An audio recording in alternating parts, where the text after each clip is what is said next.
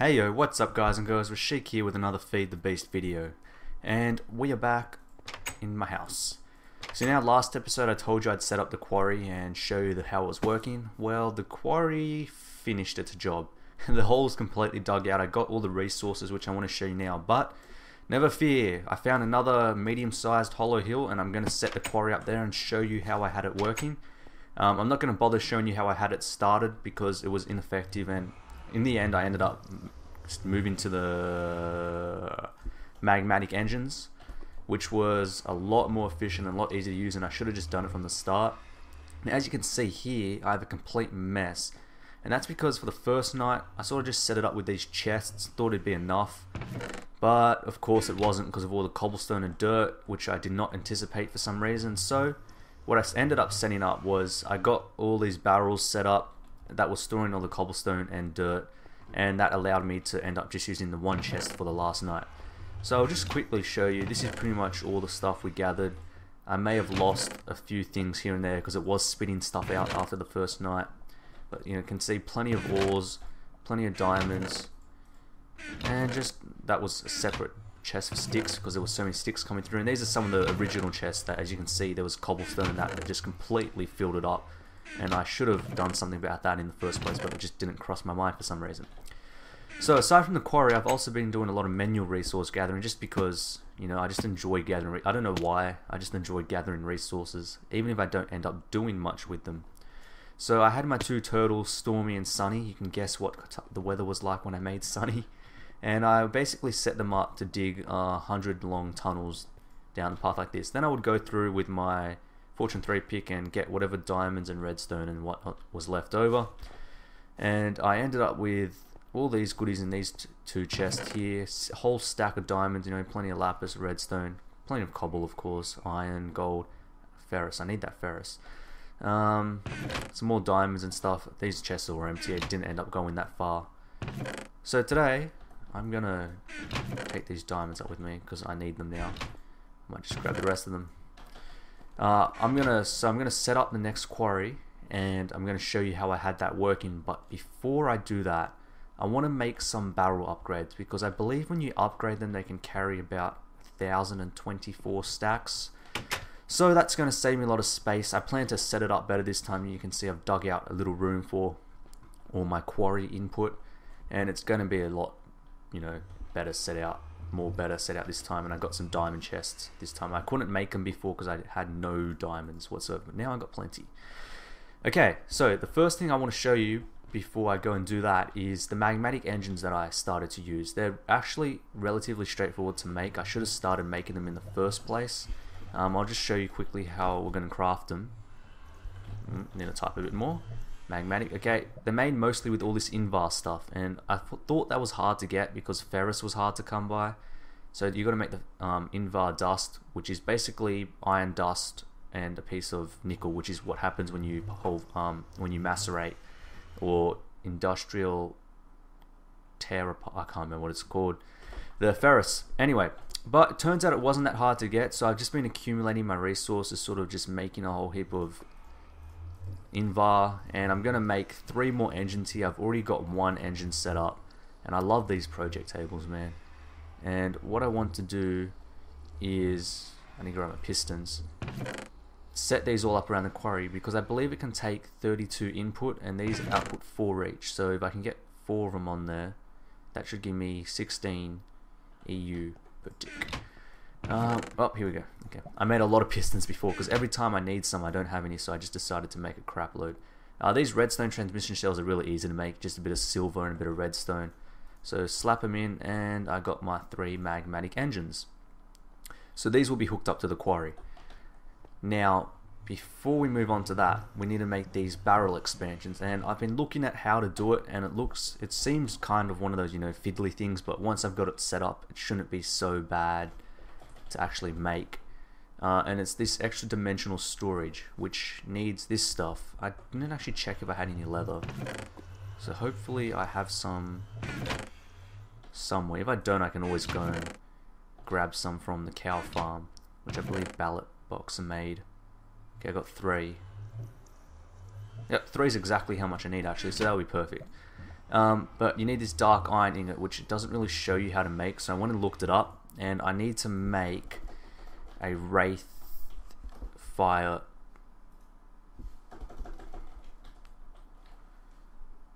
Yeah, this one. A wrath igniter, which needs diamond shards, and it doesn't show you how to make that, so I had to go look that one up as well. And it's a bit of a fiddly process, but I think I've got it worked out. So the first thing we need to do is, I think will work in the project table, is make those diamond shards, which I checked, and I believe I put... Actually, I need a diamond block, and to make a diamond block, you need to put 9... That's an extractor, not a compressor.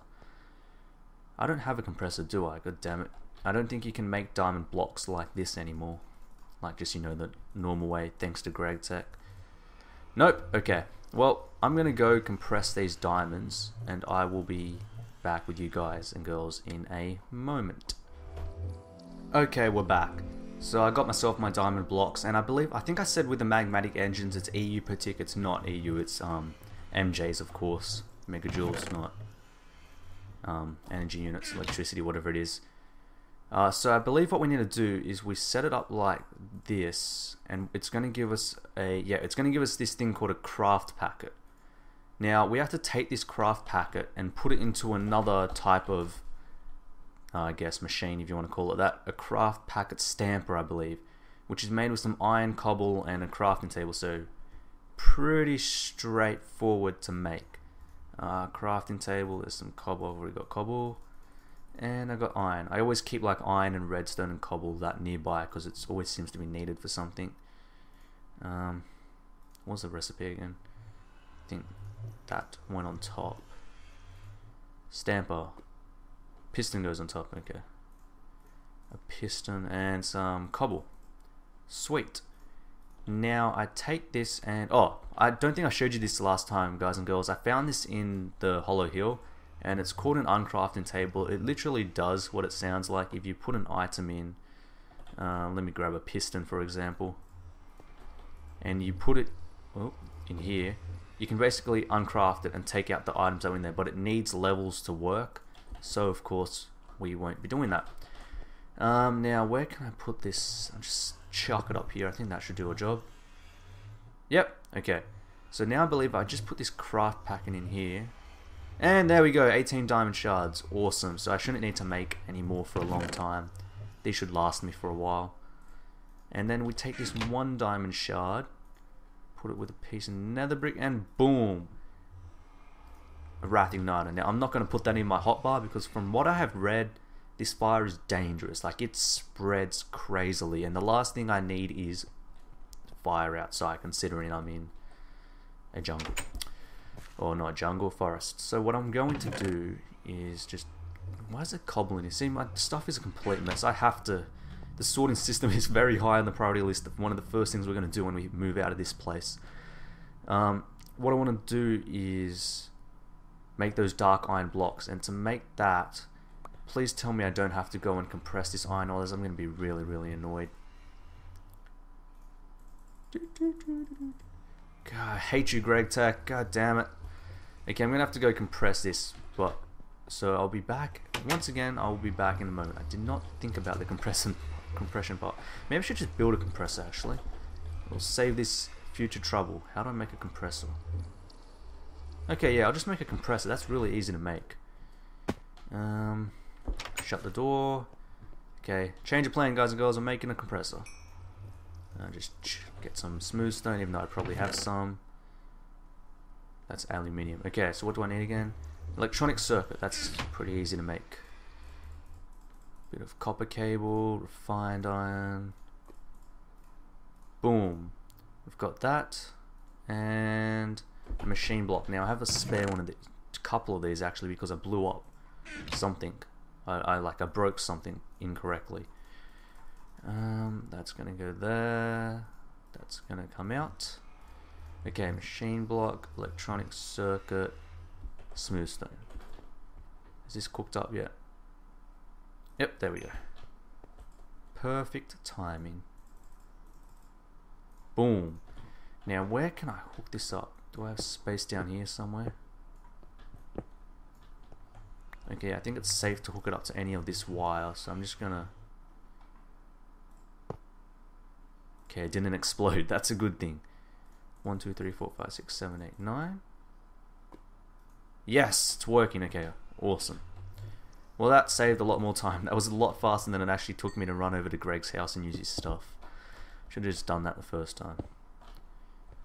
As you guys can see, I always got an excess of power just because there's so much generating and I'm not really using anything. There's not actually a really high generation rate, it's just that I'm not using much of it.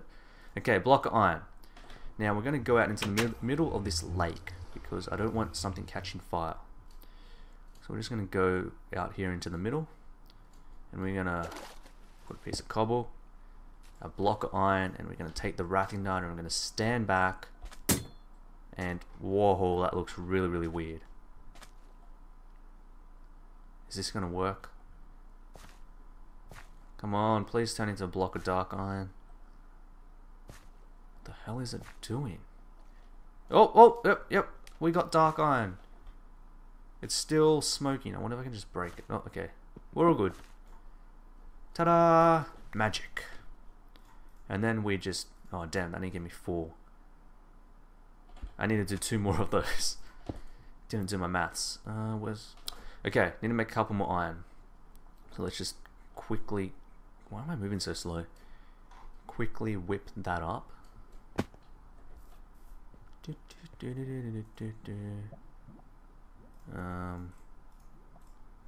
13, 14, 15, 16, 17,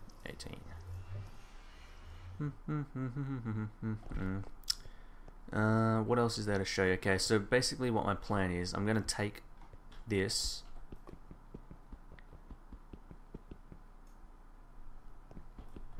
Apparently it doesn't want to break. Break! There we go. So basically what it was actually doing is, I'll show you this in the meantime while that's just making itself, is I've been pumping lava from the nether here. Buggy nether portals. Hate buggy nether portals. Oh, this has changed. This used to just drop into the world. Oh well. Okay, do I have enough jetpack? Yes, I do. Never fly over lava when your jetpack's about to run out, because that's going to end horribly. And you can see it over here, I've got a pump set up in this massive lava lake. You know, there's plenty of lava available in the nether, so why not harness it? And it basically is getting sucked out by this pump with the redstone engines, and it goes into this liquid tesseract. And these tesseracts sort of do what teleport pipes used to do, and that is like they teleport material. So we've got an energy one, a liquid one, an item one, and an unattuned one. This was a bit fiddly to make, but not too hard. You need this pneumatic servo, pretty straightforward. Some silver, some tin, not too bad. And an unattuned tesseract, which is hardened glass, so it's all a bit fiddly. You know, you get a bit of lead, smelt it up. And to make this molten ender, you just have to put some ender pearls into a magma crucible, I believe. So I went and borrowed Greg's for that again. So so this is going to be turned on. It's constantly kept active here by this world anchor, which still has 8.42 hours left in it. And what they do is they basically keep, I think it's a 3x3 chunk area loaded. So it's loaded constantly and it's powered by ender pearls. One ender pearl gives you like 12 hours, which is a lot. So I'm going to head back to my house here, guys and girls, and I'll just quickly make sure I've got everything set up and I'll be back with you. Okay, we're back, guys and girls. So here we go, extra dimensional storage. Dun dun dun dun. Now I believe to use this I just have to have the barrels in my hotbar as well. I shift, right click. Actually no, maybe I go put the barrels down first. Oh, what was that lag for? So I've been doing some work in here, as you can see, and I've got this pretty much all set up. So the way it works is, at first the stuff gets pumped out here by these 2 engines. I think one's enough, but I just have 2 just because I feel like it. And it goes to this first diamond pipe, which allows dirt and cobblestone to go through green, and I also need to grab some gravel. I better do that now before I forget. Give me some gravel. Okay, so it allows dirt, gravel and that to go. This needs to be moved. Oh, I guess not really. This should all be in white as well. What is going on? Glitchy interface. I hate glitchy interfaces. And dirt. Oh dear, what have I done? Okay, this needs to be changed. Gimme. Because I had it set up one way and then I moved some stuff, so now that's why it's not really working as it should. This is quite easy to fix. I'll just put this chest here. I'll put another diamond pipe here. Like that. And I will put a pipe here. Like so. Wow, this is becoming really, really messy. Oh well. Good thing I have plenty of diamond pipes stored away somewhere. You know there's somewhere, guys and girls, I just don't know. Oh, here we go. Where? Just look at all these chests. It's ridiculous. Anyway. Okay. That will go there. That will go there. It's diamond pipes galore. The only thing that is allowed to go through this first diamond pipe are sticks. Because there's just a lot of sticks from when you break one of the materials in there. So only sticks may go through green. Everything else can go through white. So then it comes up to this diamond pipe. Now in this diamond pipe, I only want gravel, cobble, and I thought I got some dirt. What the hell? Dirt.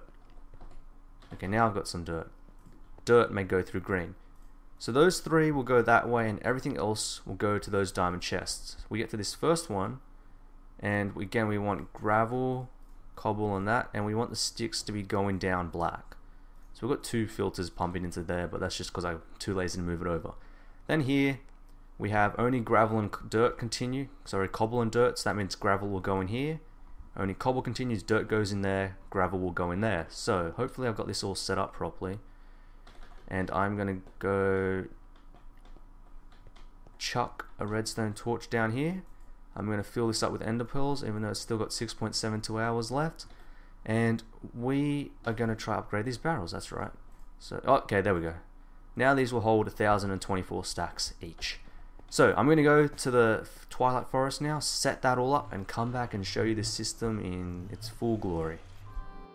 Well, okay guys and girls, that was a weird restart to the video. Anyway, I've got this all set up at our new Hollow Hill. You can see we're only 200 meters away from the original one.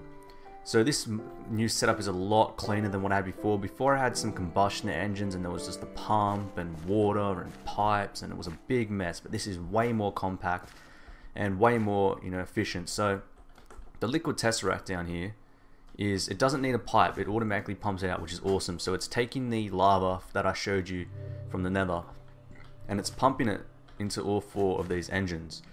Now each of these engines will be outputting 4 megajoules per tick, as you can see here, 4 megajoules per tick, and the quarry can take up to 32 I think, so it's going about half its absolute max speed. Now the only way I can think to make it go fast is if we get stronger engines, or I'm wondering if we can put like another engine here, and so then like this little line will pump 8 megajoules of energy into the system. I know it used to work like that with like redstone engines and that, but I'm not sure if that still works. I might give it a try later on, but for now I think, 16 megajoules per tick is going to be plenty, because I was only running off 7 before and it was going really fast already, so this is just going to be express pace.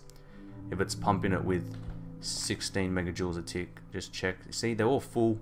So those 4 redstone engines pumping lava out of the nether easily keep up. You can see the pipes full here already. The good thing is it doesn't overflow. And the other beauty of these engines is, as far as I'm aware, they don't explode. They'll just break down and sort of sit here and do nothing. So that's really good. So as you can see here, I set this one up higher than I did over there because I learnt my lesson that I might miss some ores below. And it's going to go through, where's the little laser? So I can show you. Where are you? Well, I can't find, there it is. See, the little laser module is going through and clearing out this area.